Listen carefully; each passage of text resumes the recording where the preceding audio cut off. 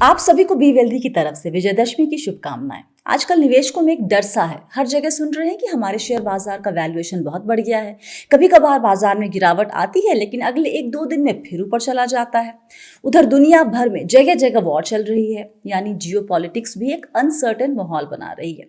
अब ऐसे डर और अनसर्टेनिटी के दौरान आपको बेचैनी से क्या और कौन राहत दे सकता है? क्या का जवाब है डाइवर्सिफिकेशन। और ये डाइवर्सिफिकेशन कौन देगा? जवाब है सोना। ये वाला सोना नींद नहीं, जो सोवत है वो तो खोवत है। हम बात कर रहे हैं गोल्ड की। पिछले कुछ दिनों में ग्रो के गोल्ड ईटीएफ के बारे में एकाएक खूब सवाल आए। वजह दो तीन हो सकती है। एक तो ग्रो गोल्ड ईटीएफ का एनएफओ खुला हुआ है 18 अक्टूबर तक। त्योहारों का भी सीजन है, तो लोग किसी न किसी शुभ दिन के हिसाब से शायद गोल्ड लेना चाहते होंगे, या फिर दुनिया भर में जियोपॉलिटिकल सिचुएशन ठीक नहीं हो रही है और एक्सपर्ट्स कह रहे हैं कि इसके अच्छे होने के बजाय और बिगड़ने के चांस अधिक है। और इतिहास ये दिखाता है कि जब अनसर्टेनिटी होती है तब इन्वेस्टर्स सेफ एसेट्स में इन्वेस्ट करते हैं और तब गोल्ड की डिमांड बढ़ जाती है। तो हमें लगा कि ये सही वक्त है गोल्ड ईटीएफ पर बात करने का। शुरुआत में सबसे अहम बात, गोल्ड की हमारे पोर्टफोलियो में जगह क्यों है। देखिए, सोने ने सदियों से हमारे पोर्टफोलियो में एक अहम रोल अदा किया है। हेजिंग का मतलब एक ऐसा इन्वेस्टमेंट जो मार्केट के रिस्क को बैलेंस कर सके, जो फाइनेंशियल क्राइसिस या फिर बढ़ती महंगाई दर से हमारे पोर्टफोलियो को बचा सके। जैसे 2008 का क्राइसिस, एक तरफ सारे इंडाइसेस लाल में थे तो सोने ने उस दौरान 5.8% का रिटर्न दिया। 2020 पैंडेमिक का साल, सोने का रिटर्न 25.1%। नजर डालें इस चार्ट पर, 1979 का ऑयल एनर्जी क्राइसिस हो या फिर 87 का ब्लैक मंडे या .com बबल हो, जब जब इक्विटी पर खतरे के बादल मंडराए हैं, सोने का सुरक्षा कवच काम पर लग गया है।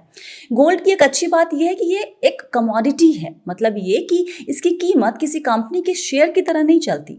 जैसा होता है ना कि किसी कंपनी के प्रोडक्ट नहीं चल रहे या फिर कंपनी पर कर्ज अधिक है या कंपनी का मैनेजमेंट खराब है, तो उसके शेयर की कीमत पर उसका असर पड़ता है। वैसा कुछ गोल्ड या किसी भी और कमोडिटी में नहीं होता, इसलिए इसमें वैसी गिरावट नहीं आती जो कि शेयरों में आती है और इसी वजह से इसकी कीमत शेयर जैसे तेजी से भी नहीं बढ़ते और इसलिए इसे एक सेफ इन्वेस्टमेंट कहा जाता है। आप कहेंगे रिटर्न की बात करो भाई, तो देखिए, हर निवेश को हमेशा रिटर्न के नज़रिए से ही नहीं देखना चाहिए। कुछ कुछ निवेश वेल्थ क्रिएट करने के लिए होते हैं, जैसे इक्विटी, तो कुछ इक्विटी का मूड स्विंग को हैंडल करने के लिए होते हैं, जैसे कि गोल्ड। एक परिवार में जैसे सभी सदस्यों का अलग अलग रोल होता है, वैसे ही पोर्टफोलियो में अलग अलग एसेट का अपना अपना रोल होता है। गोल्ड वैसे तो अपने आप में हीरो है, लेकिन आपके पोर्टफोलियो में वो एक बेहतरीन सपोर्टिंग एक्टर का रोल अदा करता है। इसका मतलब ये नहीं कि रिटर्न को एकदम नज़रअंदाज कर देंगे हम। 2023 में गोल्ड का रिटर्न था 12.3%, 2022 में 11.7%, 20 में 27.6%, 19 में 21.1%। पिछले 20 साल में इसका CAGR रहा है करीब 13%, विच इज़ प्रिटी गुड। अब आप ये भी पूछेंगे कि सोने में निवेश गोल्ड ETF के जरिए क्यों किया जाए? आप तो कहती थी कि SGB बेस्ट है। देखिए, SGB का लास्ट ट्रांच फेब में आया था, अगला आएगा या नहीं इसका एकदम पता नहीं है और सेकेंडरी मार्केट में इसकी ट्रेड वॉल्यूम बहुत कम है। नहीं यकीन तो चेक कर लीजिए, कमेंट करके आप ही बताएं कि पिछले 6 महीने में क्या रहा है SGB का ट्रेड वॉल्यूम। फिर क्या ऑप्शन है हमारे पास? Physical gold. सबको पता है फिजिकल गोल्ड के हैसल्स, और ये जो ज्वेलरी होती है ना, ये निवेश नहीं होती है। गोल्ड ETF में फ़ायदा ये है कि आपको गोल्ड के प्राइस मूवमेंट का फ़ायदा होगा without the responsibility of securing and storing it. अच्छा, ये प्रोडक्ट से भी रेगुलेटेड होता है, एक्सपेंस रेशियो भी कम है, मतलब कॉस्ट कम पड़ेगी आपकी। इसमें लिक्विडिटी अच्छी होती है, एंट्री एग्जिट आसान है। बेचने जाएंगे तो प्राइस मार्कअप्स और प्योरिटी के आधार पर जो रिडक्शंस होते हैं, इस तरह की झंझट नहीं होगी। और एक बात अपने पर्सनल एक्सपीरियंस से आपको हम बता रहे हैं, इसको बेचते वक्त ना मन खराब नहीं होता है। फिजिकल गोल्ड बेचने जाएं, अगर वो भी ज्वेलरी हो, तो बहुत तकलीफ होती है, आप कितने भी प्रैक्टिकल हो, और हम सच कह रहे हैं, यकीन करें।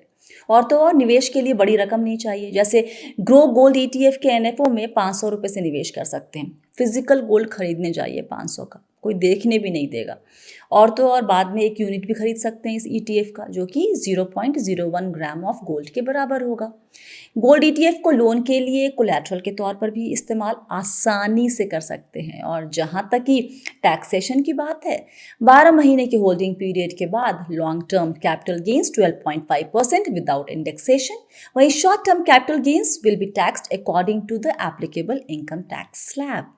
तो ये थी गोल्ड ETF पर आपके काम की कुछ बातें। आप एक पुराने मैच्योर निवेशक हो या फिर नए नवेले खिलाड़ी, पोर्टफोलियो में सोने को जगह देने की सोचें ताकि पोर्टफोलियो और आपको दोनों को एक कुशन मिल सके झटके सहने के लिए। एक बात और, सिर्फ मेरी बात सुनकर कोई फैसला ना ले, थोड़ा अपने आप को भी परखें, अपनी ज़रूरतों को भी समझें, अपने पोर्टफोलियो को भी चेक करें, ज़रूरत हो तो किसी सलाहकार की भी मदद लें और उसके हिसाब से गोल्ड ETF में निवेश करने का फैसला लें। आपके फीडबैक और सवाल दोनों का ही स्वागत है। कमेंट करें या व्हाट्सएप या ईमेल, डिटेल्स स्क्रीन पर और डिस्क्रिप्शन बॉक्स में।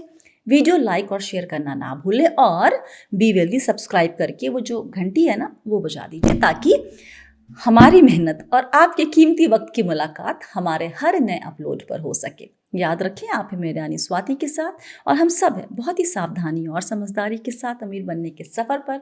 वक्त देने के लिए बहुत बहुत शुक्रिया। आप सभी को बहुत सारा प्यार और दुलार। Stay blessed, healthy and be wealthy.